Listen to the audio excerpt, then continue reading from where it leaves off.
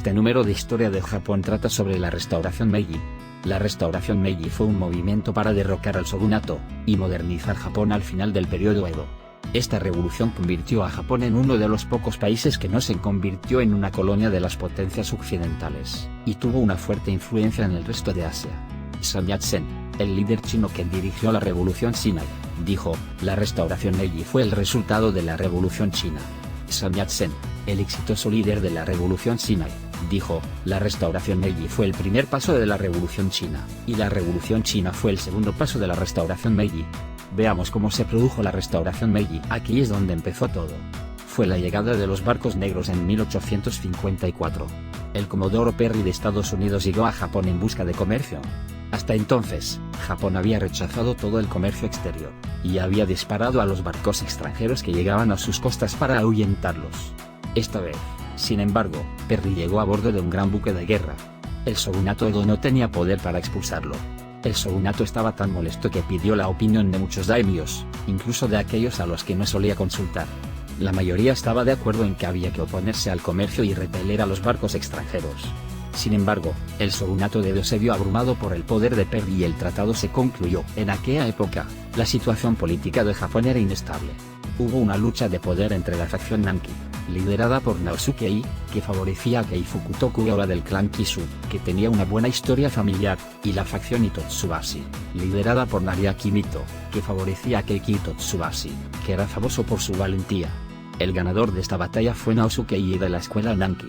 El ganador de esta batalla fue Inosuke, de la escuela Nanki, que se convirtió en el jefe del shogunato. El Daoro Townsend Harris, el cónsul general de Japón, presionó para que se celebrara un tratado de amistad y comercio entre Estados Unidos y Japón con fines comerciales. Se trataba de un tratado desigual que exigía la apertura total de Japón al mundo, y aranceles y otras condiciones a favor de Estados Unidos. Harris estaba convencido de que sería mejor concluir un tratado con Estados Unidos antes de que Gran Bretaña y Francia, que se encontraban en pleno armisticio durante la Guerra de la Flecha, amenazaran con utilizar su poder militar para obligar a Japón a abrir sus fronteras. La opinión pública japonesa estaba mayoritariamente en contra del tratado, pero Naosuke Ei, el gran visir, decidió que la apertura del país era inevitable. También expulsó del poder a los señores feudales contrarios al extranjero de la escuela Itotsubasi, y dio muerte a los famosos samuráis contrarios al extranjero. Esto se conoce como el Ansei no Daigoku. Como resultado de esta agitación política, Nariaki Mito fue efectivamente retirado y Saochi Hashimoto, Soin Yoshida y otros fueron ejecutados. La escuela Itotsubasi se mantuvo al margen, y se decidió que el sucesor del shogun sería Yoshifuku Tokugawa. Más tarde se convertiría en el 14º shogun, Iemochi Tokugawa. Esta acción coercitiva de Naosuke Ei provocó aún más al clan Mito, que había sido la punta de lanza de la política anti-extranjera. Los antiguos samuráis del clan Mito atacaron a Naosuke Ei en Sakuradama, en el castillo de Edo, y lo mataron. Este incidente fue llamado el Sakuradama-gai. Este incidente fue suficiente para derribar la autoridad del shogunato de Edo.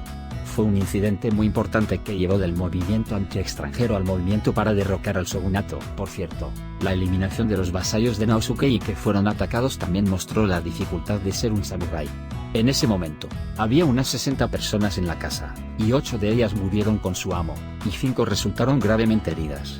8 de los muertos murieron defendiendo a sus amos, y a sus descendientes se les permitió heredar la casa. Los heridos graves fueron enviados al exilio. Los heridos menos graves fueron exiliados y los menos graves cometieron seppuku. Los samuráis no heridos fueron decapitados, y sus familias disueltas por haber huido sin proteger a sus señores. Cometer seppuku significaba que el samurái podía morir con honor, pero ser decapitado significaba que el samurái no era considerado un samurái, y esto era lo más vergonzoso que podía hacer un samurái. El incidente de Sakuradama no es un punto de inflexión importante en la historia. Tras el asesinato del daimyo, el shogunato de Edo intentaba reconstruir su sistema.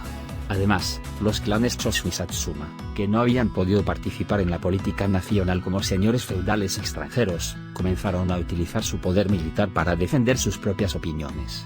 El clan Mito, que había sido una fuerza destacada en el movimiento anti-extranjero, perdió a su poderoso líder en la prisión de Ansei, y su impulso disminuyó. En este artículo hemos analizado el proceso desde la llegada de las naves negras hasta el incidente de Sakuradama.